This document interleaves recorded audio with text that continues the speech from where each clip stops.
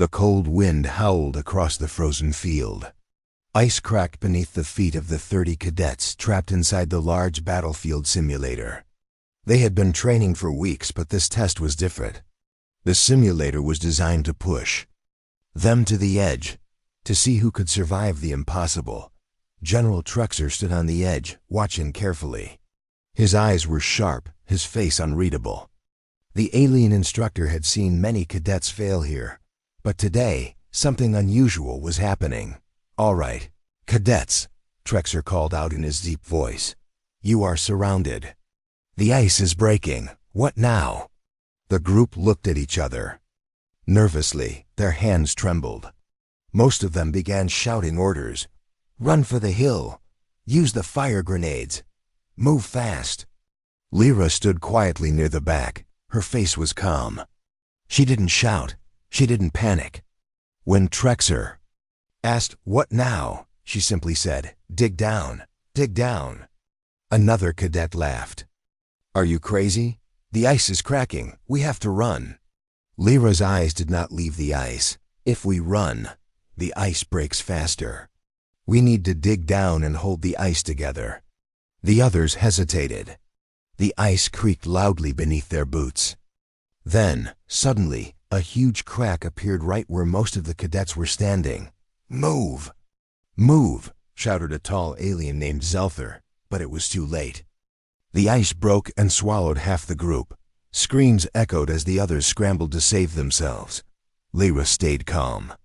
She knelt down, digging her hands into the frozen ground, pushing the ice back together as best as she could. General Trexer's eyes narrowed. "Interesting," he muttered. Within minutes, only 15 cadets remained safe. Lyra's small group had survived. The others were either trapped or injured. One of her teammates, a nervous young alien called Farah, asked, "How did you know to dig down?" That was madness. Lyra looked at her simply. "If we fight the ice, it will win. If we use it, we can survive." Trexer stepped forward. "Cadet Lyra, your answer is not what I expected. Most humans panic. You think differently." Lyra shrugged. "I learned to watch, not just listen." The other cadets stared at her, some still breathing hard, others full of doubt. "Do you really think your plan saved us?" asked Zelther, still angry. Lyra met his gaze. "If we had run, you wouldn't be here." The tension was thick. No one spoke for a moment. Trexer finally said, "Today's test was to find leaders, not followers. Lyra, you surprised me." "But this was just the beginning." Lyra nodded. Inside, she felt a spark. She wanted to prove she belonged. As the survivors made their way off the frozen field, Trexer's voice echoed in her mind. "What now?" Lyra smiled quietly. She knew the next challenge would be harder. But she was ready. The cold wind had brought fear and danger. But Lyra's calm mind and strange idea had saved lives. Sometimes, the best way to survive was to do the opposite of what everyone expected. The jungle was thick with green vines and giant strange trees. Steam rose from the damp ground. The sound of distant creatures echoed through the trees, but the most dangerous thing here wasn't wildlife. It was the enemy drones, fast, silent, and deadly. Lyra moved slowly through the underbrush, her eyes scanning every shadow. Behind her, 6 cadets followed. They were all part of the same survival squad, but only Lyra seemed calm. "Something's wrong," whispered Farah, looking around nervously. "Why is it so quiet?" "It's a trap," said Zelther. "We're surrounded. I can smell the drone's power signatures." Another cadet cursed under their breath. "We need to move fast. Get out of here." Everyone looked at Lyra, but she didn't flinch. She smiled. "Why are you smiling?" Zelther snapped. "We're surrounded." Lyra crouched near a tree and touched the ground. "Because this is the perfect position. They think we're cornered, but actually they're the ones trapped." Farah blinked. "What do you mean?" Lyra pointed toward the ridge above them. "They placed the drones in a circle. That means they're trying to force us to run toward their guns. But if we stay still quiet, they'll come closer. They'll think we're scared and hiding. And? Zelther asked, clearly frustrated. And then, Lyra said calmly, we use their own formation against them. Just then, the sound of small engines buzzed through the trees. Dark silver shapes zipped above the branches. The enemy drones had found them. Positions, shouted another cadet. Get ready to fight. No, Lyra said sharply. Don't shoot, not yet. The cadets hesitated. The drones were closing in. It felt like suicide. Then Lyra whispered, wait for them to step into the kill zone. We only get one chance. The seconds passed like hours. The drones moved slowly, circling the squad. Red sensors blinked. The machines didn't open fire, not yet. The cadets held their breath. And then, a sharp snap of a wire. One of Lyra's traps activated. A drone was pulled violently into the air and smashed against a tree. Sparks flew. In the confusion, Lyra jumped up and shouted, now! The squad opened fire, aiming at the drones that had moved inward to investigate the trap. The rest of Lyra's hidden devices activated, vines with metal hooks, ground nets, and pulse charges. Within 30 seconds, 6 enemy drones were destroyed. Smoke filled the air. The jungle fell silent again. The cadets looked around in disbelief. We won? Farah laughed nervously. We were surrounded and we won. Zelther stared at Lyra. You set all of that up before they even came? She nodded. I guess their tactics during the briefing. They always circle their target before attack. So I gave them a reason to close in. Trexer's voice came through their comm units. Squad B, report. What is your status? Lyra answered. Threat neutralized. All cadets safe. There was a pause. Then Trexer's voice returned, calm but impressed. Very good, Cadet Lyra. Most would have panicked. You did not. Lyra looked up at the canopy. Sunlight broke through the trees. She spoke quietly. You don't beat a trap by running. You beat it by letting the enemy believe you've already lost. Back at the academy later that night, the squad sat around a table, still processing what had happened. Why didn't you tell us your plan? One cadet asked. Because you wouldn't have believed it, Lyra replied. Farah looked down. I wouldn't have. I was ready to run. You're not alone, Zelther admitted. I've seen 10 battles, but I've never seen anyone set a trap like that under pressure. Lyra gave a small smile. You just have to think the way the enemy thinks. Then you act before they expect it. General Trexer watched them from a distance. He wasn't smiling. He was studying her words, her calmness, her strange thinking.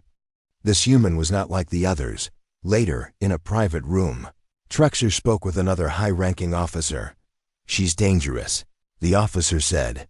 She's effective, Trexer replied. There's something about her. She doesn't panic.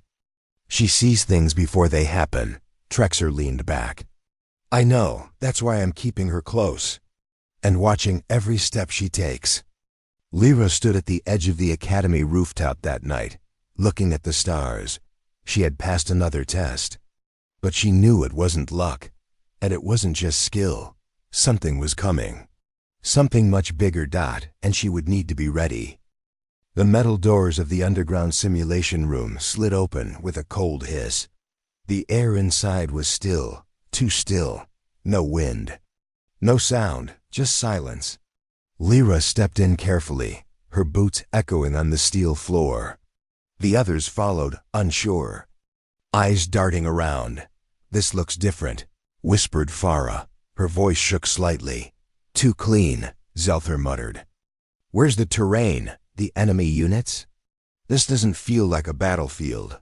Lyra didn't answer. She was focused. Her eyes scanned the walls, the floor, the lights overhead. Something wasn't right. General Trexer's voice echoed through the intercom above.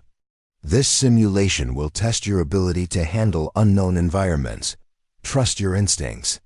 Follow your team leader. Farah glanced at Lyra. That's you now, right? Lyra nodded slowly. Stay close. Don't touch anything. The group moved down a long hallway lit by faint blue lights. The silence felt heavier with every step. No alarms, no enemies, just quiet. Then, they saw a dot at the end of the corridor. Was a large metal room with a blinking console in the center. Around it were strange devices, small black boxes with red lights flashing on top. Lyra froze. Zelther stepped forward.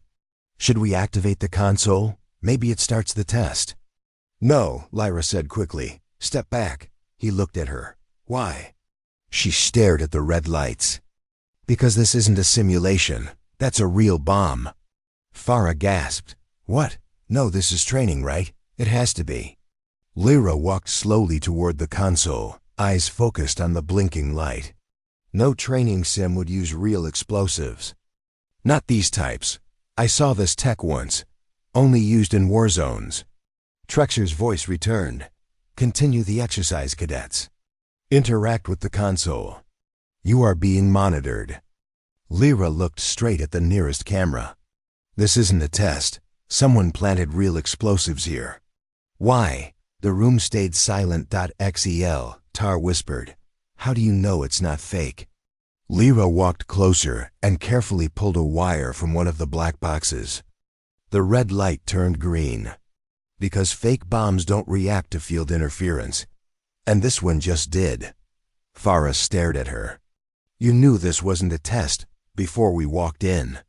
I had a feeling, Lyra said softly. Too quiet. Too smooth. And the smell, it's different when there's real danger. Suddenly, the lights in the room blinked off. Darkness out. Then a loud voice, one none of them recognized, boomed through the intercom. You were supposed to trigger it. That was the plan.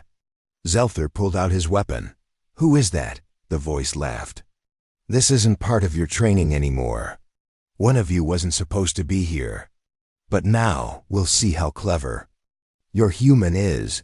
Lyra's eyes narrowed. Trap confirmed. Farah whispered, What do we do? First, Lyra said, kneeling by the console, we shut down the main power. But that will shut down everything, Zelther warned. Lyra nodded. Exactly. That's what they don't want. So we'll give it to them. She moved her fingers quickly over the console. Sparks flew. A countdown began. Self-destruct in 60 seconds, a computer voice warned. Lyra, what are you doing? Farah screamed. Lyra's voice was calm. That countdown isn't real. It's a bluff. The real trigger is manual inside this wall panel. She stood, ripped off a metal cover, and revealed a deep-set device with glowing tubes. 30 seconds. The voice said again. Trexer's voice returned. Lyra, stand down. You're compromising the simulation. She ignored him, Zelther shouted. She's going to kill us all.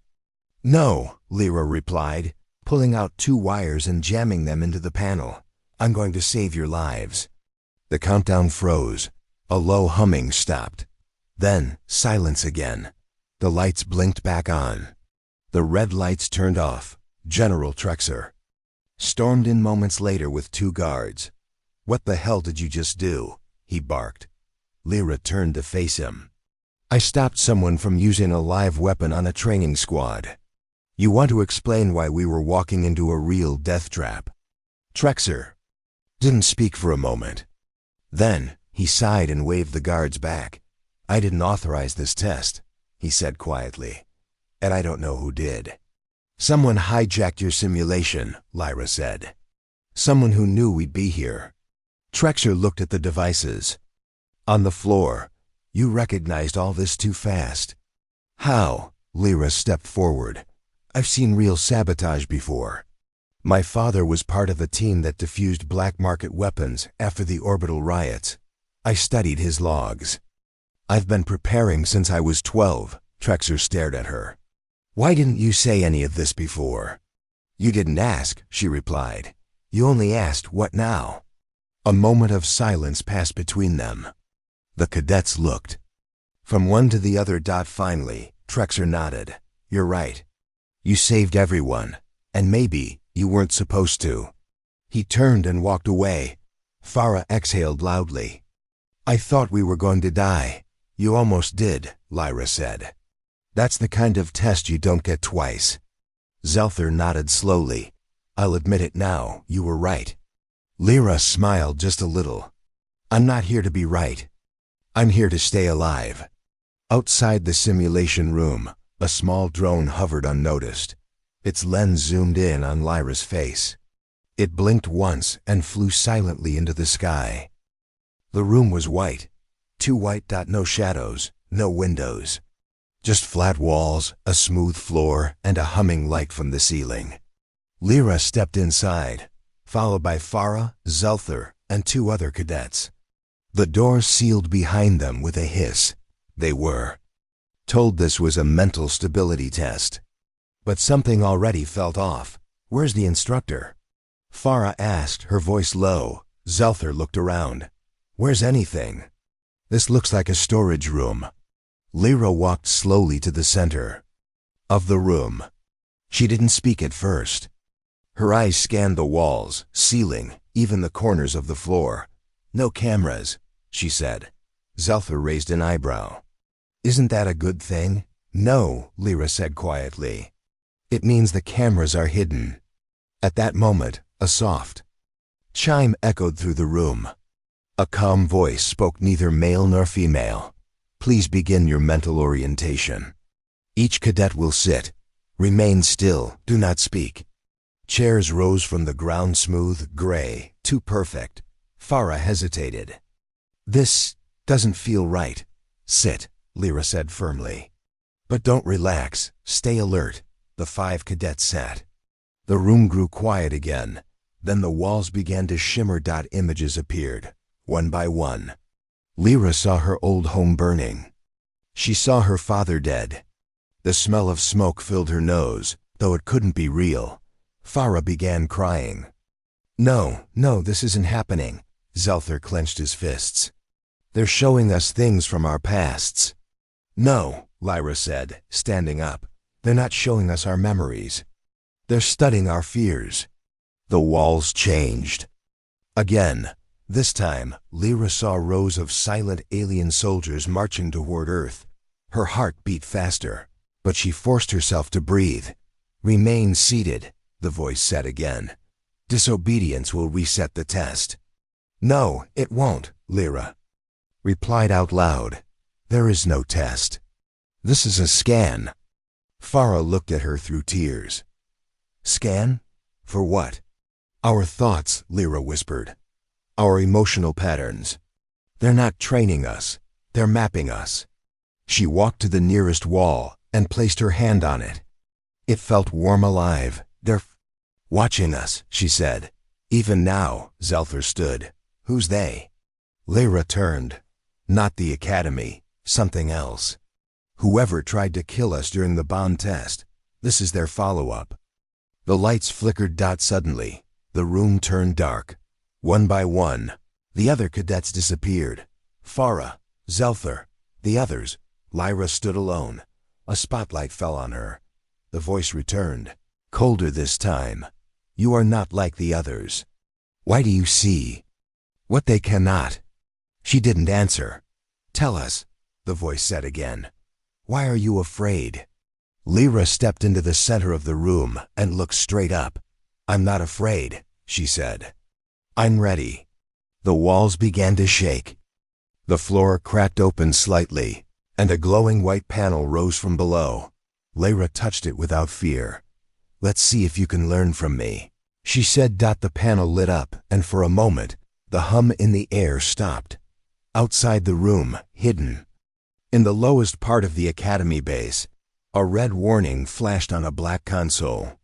One of the technicians stood and shouted, Her brain is pushing back on the scan. Another turned quickly. That's not possible. No one's ever resisted the mind chamber. The officer in charge stepped forward. She's not resisting, she's feeding it something false. She's rewriting the feedback. Back in the chamber, Lyra opened her eyes. The walls were empty again. Farah and the others were back, confused, rubbing their heads. What happened? Farah whispered. Lyra helped her up. They tried to see inside us. I let them see what I wanted. Zelther asked, and what did you show them? A scared little girl, Lyra said. Who doesn't ask questions? Someone harmless. The door opened. The test was over. They were escorted back into the hallway by silent security bots. Later that night, Trexer stood in the command center with a worried face. Her scans don't make sense, a scientist said. Either the system failed or... She fooled it. Trexer stared at the screen, and she knew. He stepped back and whispered, They're watching us. But she's watching back. In her dorm room, Lyra stared out the small window at the stars. She could still hear the strange voice in her mind, but she wasn't afraid. She whispered to herself, You're not the only ones watching. And somewhere far away, someone or something received her message. Red lights flashed across the walls of the training satellite. A deep siren echoed in the corridors, rising and falling like a warning from the belly of the machine. Emergency lockdown activated. The voice repeated over the intercom. Power. Failure. All exits sealed. Lyra stood in the hallway, frozen. Around her, other cadets ran in panic. Farah stumbled forward, her eyes wide. Doors aren't opening. Even the airlocks are sealed. Zelther punched the wall. We're trapped. No signals are going out either. Lyra's eyes narrowed. She wasn't panicking, not yet. Where's Trexer? Someone shouted. No comes. Another cadet yelled. We've lost contact with command. Lyra turned to her squad. Follow me. We don't have much time, Zelther growled. Where? There's nowhere left to go. Lyra didn't slow down. We're not escaping. We're going in. In? Farah asked. In where? To the AI core, Lyra said. It's the only place that controls the lockdown. They moved fast, deeper into the satellite's underbelly, through narrow maintenance shafts and forgotten tunnels. The deeper they went, the warmer it became. The hum of machines grew louder. The air smelled like burnt metal. Zelther glanced at Lyra. How do you know where you're going? She didn't look back. I studied the satellite's old blueprints. The I-core was never upgraded. It still uses a direct access route hidden under the coolant chamber. Farah stepped over a broken pipe. Why hide it? Because if someone reached it, Lyra said softly, they could shut down everything. They reached a metal hatch, covered in warning signs. Radiation, danger, do not enter. Lyra touched the handle. This is suicide. Zelther said. It's the only choice, Lyra replied. She pulled the hatch open. A wave of hot air hit them. Inside was a narrow tunnel with red light glowing at the far end. They climbed down into the core chamber. The walls were covered in cables, blinking modules, and mechanical arms frozen in place. At the center stood the satellite's main AI terminal, a circular console with a glowing blue ring. Suddenly the voice returned, colder than before. Unauthorized access detected. Security protocol, isolation. Metal doors slammed shut behind them. See? Zelther snapped. Now we really have no escape. Lyra walked calmly to the console. The AI's voice changed again, almost like it was curious. You are not a technician. You are not authorized. Why have you come? Lyra placed her hand on the panel. Because you've locked us all in, and people will die. Security failure caused by external interference, the AI responded. Satellite compromised. Isolation is protocol. External? Farah asked. So this isn't an accident? Lyra nodded. Someone triggered it from outside. But why? Zelther whispered. To test us, Lyra said. Or to trap us. The AI spoke again. Manual override requires full system shutdown. Warning. This action will disable all life support for 6 minutes. Zelther took a step back. We'll Die in 6 minutes without life support. Lyra looked at the group. Or we stay here and everyone dies anyway. Farah's voice cracked. There's no escape, just one terrible choice. Lyra touched the console again. Sometimes that's all you get. She entered a long code. The lights around them flickered. The eye repeated. Confirm shutdown. Weighing in, Lyra, Farah said. Are you sure? No, Lyra answered. But I'm sure this is our only shot. She pressed yes. Suddenly the lights went out. The air grew still. The humming stopped. They were in darkness. No sounds. No air. Moving, Zelther coughed. Farah gripped Lyra's arm. Seconds passed like hours. 1 minute. 2. 3. Lyra stayed focused, counting the seconds in her mind. She could feel the weight of their trust and the fear building in the dark. 4 minutes. 5. A sharp noise cracked through the silence. Then a hiss of air. Lights blinked back to life. Fans whirred. Cool air rushed in. The IS voice returned calm again. Manual override successful. Security systems offline. Lockdown lifted. Farah dropped to the floor, laughing and crying. We're alive.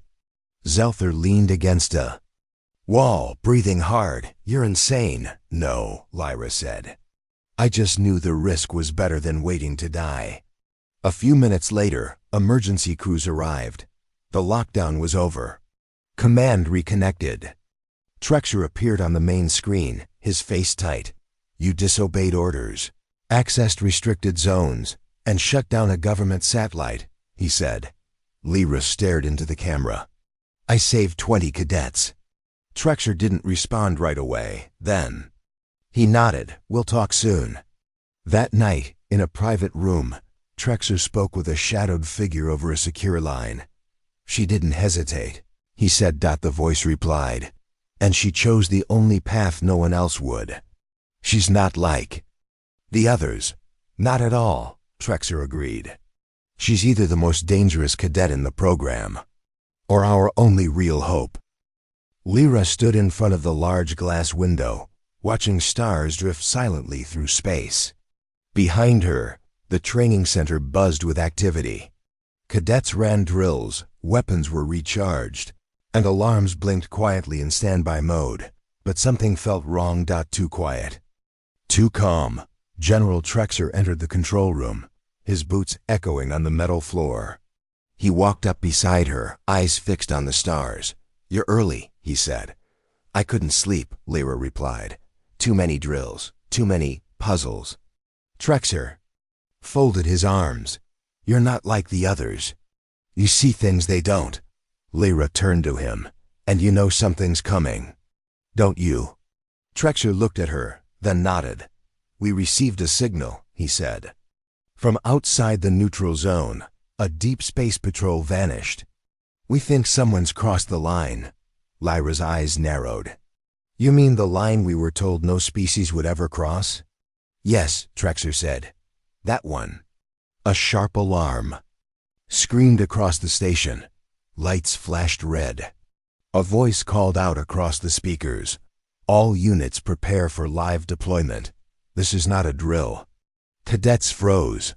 Farah ran into the room, breathless. Lyra, command says to report to the briefing deck, everyone, now. Within minutes, the main hall was full. Screens lit up with star maps and threat indicators. Trexer stood before them, grim. This isn't training anymore, he said. It's war. Gasps spread through the crowd. A fleet from the Velrun. Dominion has entered Alliance space, Trexer continued. They've already attacked one listening post. No warning, no demands. Just fire. Zelther clenched his fists. The Velrun? They haven't moved in decades. Until now, Lyra said quietly. Trexer pointed to the screen. Our defense fleets are far out. Too far. You, our cadets, are the closest responders. Someone shouted, We're not soldiers yet. You are now, Trexer answered. Lyra didn't move. She was already thinking. Planning. Trexer looked at her. Lyra, you're taking command of Bravo unit. You'll intercept one of the incoming boarding ships. Zelther stepped forward. She's not ranked for that. She's the only one who's ready, Trexer said. Lyra nodded. I'll need full override access to the tactical AI and control of the shuttle defenses. Trexer handed her a black key chip. It's yours. Hours later, inside the drop shuttle, Lyra's unit sat in silence. The ship shook slightly as it exited the base and flew toward the enemy craft. Farah whispered, "They're boarding a medical station." "No weapons, just doctors. They want fear," Lyra said. "Not victory. They want to show us we're not safe anymore." Zelther loaded his blaster. "Then let's show them we're not soft targets." The shuttle hit the enemy ships. Hull with a loud clang. The docking clamps locked. "Ready?" Lyra asked. Farah nodded. "Ready." They entered the ship. It was dark inside. Silent. Steam rose from broken vents. Lights flickered. They moved quickly, clearing corridors. Then they heard it.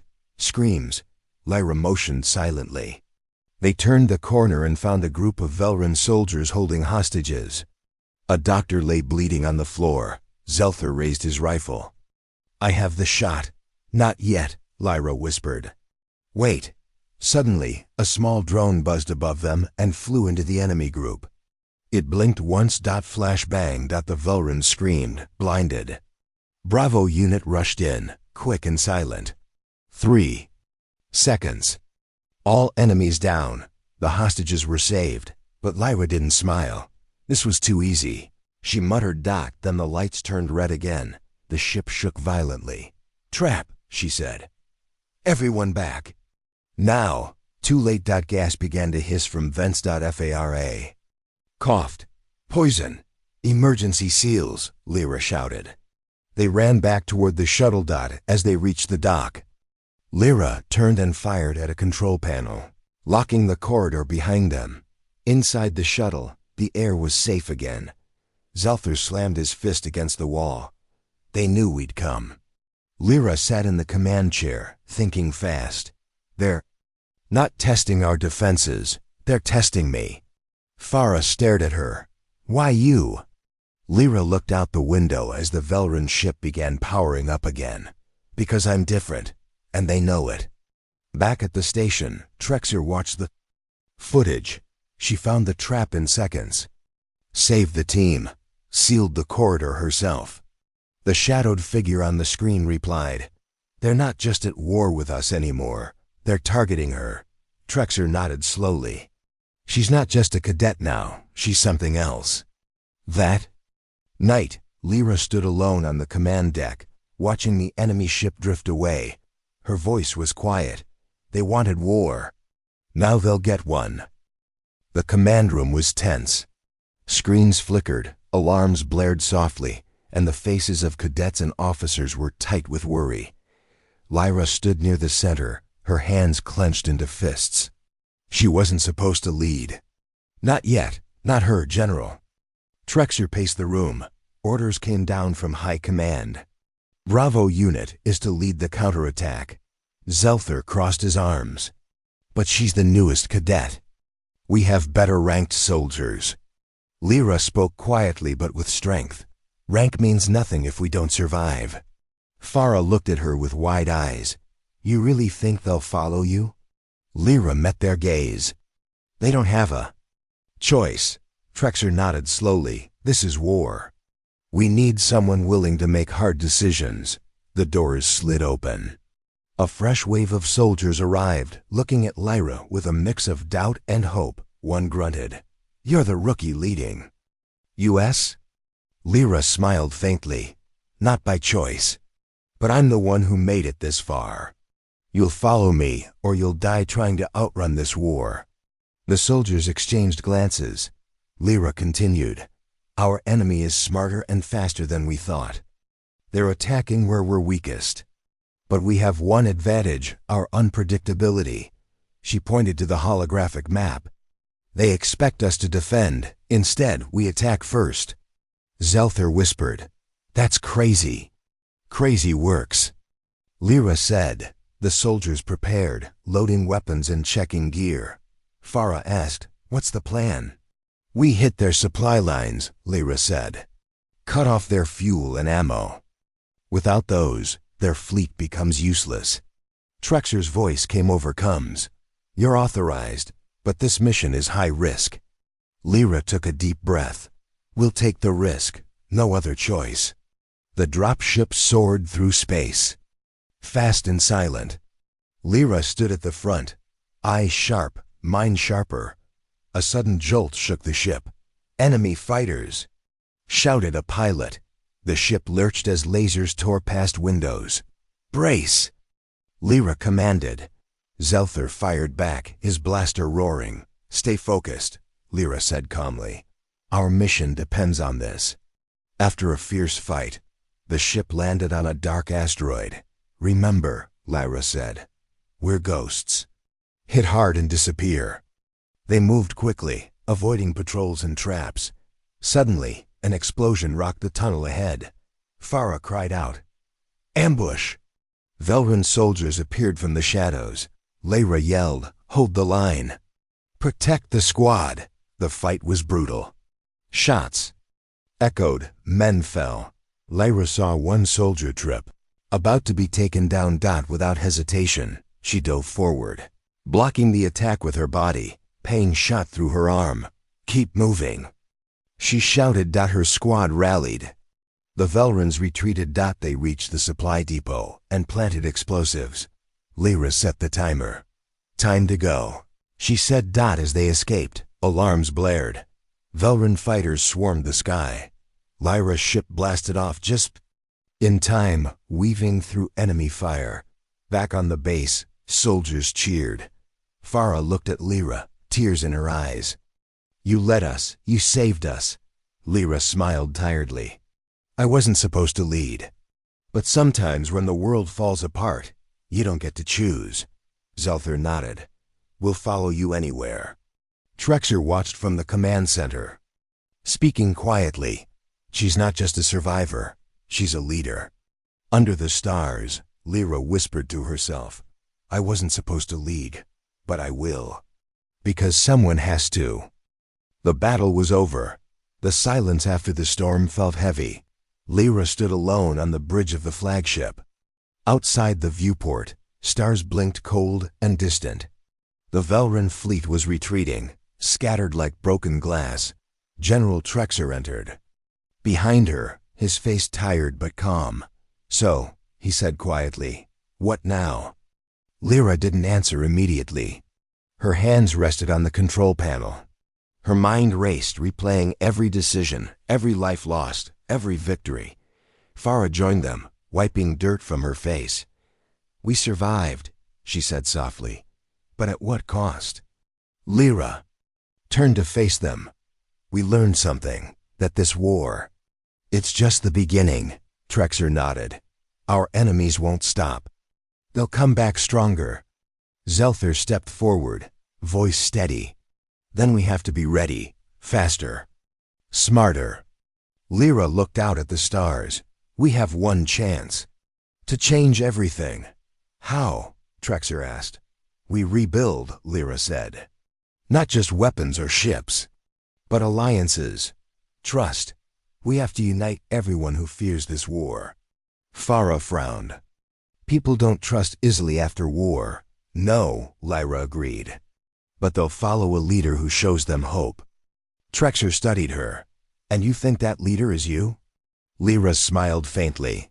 "I'm not sure, but I'm the one here now." Suddenly, an alarm blared. The tactical officer's voice crackled. "Incoming transmission. Unknown origin." Lyra stepped forward and opened the channel. A calm, strange voice filled the room. "Cadet Lyra, you have done well. But this war is bigger than you imagine." The screen flickered, showing a vast fleet unlike any they had seen, ships shimmering with strange energy. The voice continued, "We have been watching, waiting. You must decide." Lyra's heart pounded. "Decide what?" she asked. "To surrender and save your world from destruction, or to fight on and risk everything?" The bridge was silent. Trexer looked at Lyra. What do you say? She closed her eyes for a moment, then opened them, clear and strong. We fight. The voice paused. Very well. Then prepare, because the real war ... has just begun. Outside, stars burned bright. Inside, Lyra stood tall. The final answer was clear.